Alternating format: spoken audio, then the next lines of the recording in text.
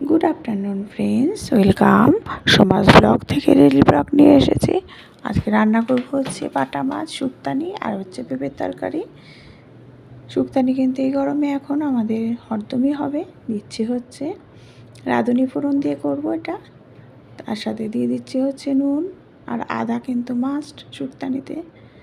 দিয়েছি হচ্ছে পেঁপে, কুমড়ো, আলু আর হচ্ছে উচ্ছে, কাঁচকলা। এই হচ্ছে শুক্তানিতে দিয়েছি।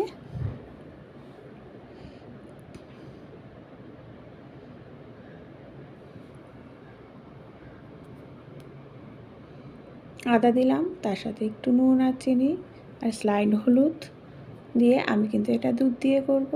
প্রথমে আগে জল দিয়ে দিচ্ছি, কারণ হচ্ছে দুধটা দিলে কেটে যাওয়ার ভয় থাকে। তাই জলের উপরে আমি দুধটা দেবো, যাতে কেটে না যাওয়ার ভয় থাকে।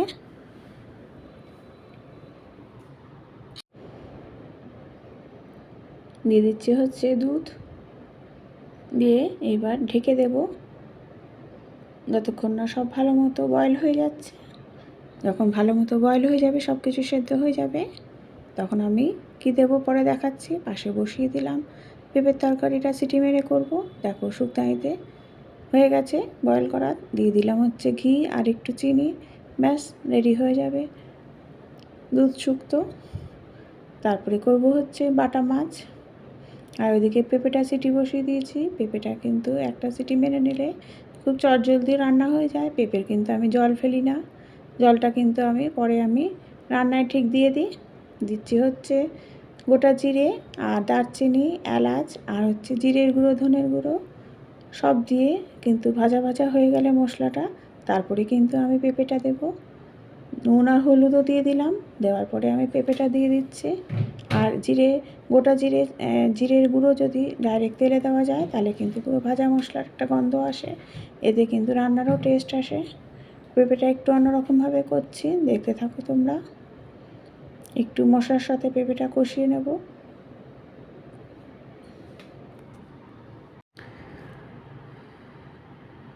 পেঁপেটা এবার জল দিয়ে দিলাম, দিয়ে যখন দেখব সব ভালো মতো সুন্দরভাবে মজে গেছে, দিয়ে দিচ্ছি হচ্ছে চিনি আর একটু ঘি দিলেই রেডি হয়ে যাবে কিন্তু পেঁপের তরকারি। একটু কাঁচা লঙ্কাও দিয়ে দিলাম, আর বলেছি একটু অন্যরকম করব। এটা দেখো, দেখতে থাকো কিভাবে করছি। এটা হচ্ছে একটু কারি পাতা দেবো, তাহলে কারি পাতার স্মেলটাও আসে। আর নামানোর আগে একটু ঘি আর কারি পাতা দেবো একটাই কারণে, কারণ এই গরমকালে কিন্তু কারি পাতা খাওয়া ভীষণ ভালো শরীরের জন্য।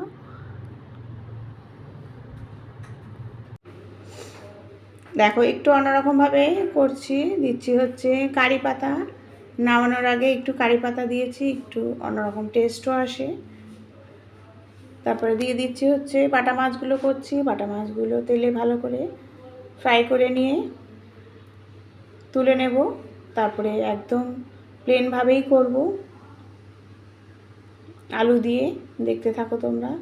কালো জিরা ফোড়ন দিলাম,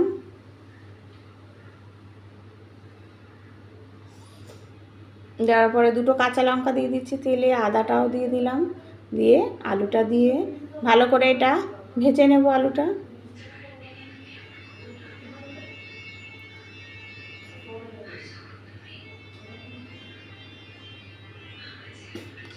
ভালো করে কষে গেলে দিয়ে দেবো হচ্ছে একটু নুন আর একটু হলুদ। তারপরে আলুটা ভালো মতো ভাজা হয়ে গেলে দিয়ে দেবো হচ্ছে জিরের গুঁড়ো আর ধনের গুঁড়ো। ব্যাস জল দিলেই মাছগুলো দিয়ে দেবো, ধনেপাতা দিয়ে নামিয়ে নেব। আর তারপরে চাটনি বসিয়েছি। চাটনির মধ্যে দিলাম 5 ফোড়ন আর শুকনো লঙ্কা, আর নুন দিয়ে দিলাম। দিয়ে আমগুলোকে দিয়ে দিচ্ছি। আমগুলো দিয়ে একটু ভালো মতো ভাজা করার পরে একটু ঢেকে দেবো নুন আর হলুদ দিয়ে। ঢেকে একটু ভাজা করে আমি ঢেকে দিয়ে দেখো মাছটা আমি ফাইনাল লুক দেখাচ্ছি। পাশাপাশি দুটো বসিয়েছি আমি। আলুটা দেখো ভালো মতো ভাজা হয়ে গেছে। তারপরে দিয়ে দিলাম জিরের গুঁড়োটা একটু নাড়াচাড়া করে জল দিয়ে দেওয়ার পরে মাছগুলোকে দিয়ে দেবো। দিয়ে সব একসাথে ভালো মতো ফুটে গেলে ধনেপাতা দিয়ে আমি বাটা মাছটা নামিয়ে নেব। তোমাদের ভালো লাগলে বেল আইকনটা একটু প্রেস করো। আমটা দেখো ঢাকনাটা খুলে বেশ দেখলাম বেশ ভালো মতোই মজেছে। দিয়ে দিলাম জল।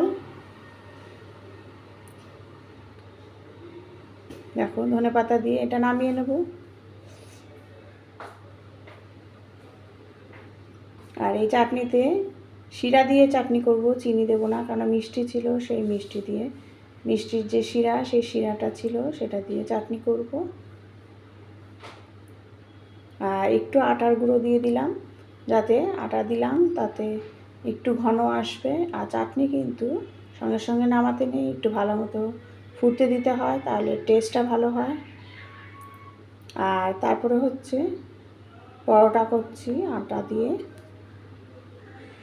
গোল গোল করেই পরোটা করে নিচ্ছি। আর ত্রিকোণ সাইজে করার আর এই গরমের মধ্যে আর ইচ্ছাও নেই। ব্যাস রেডি হয়ে গেল। Thank you.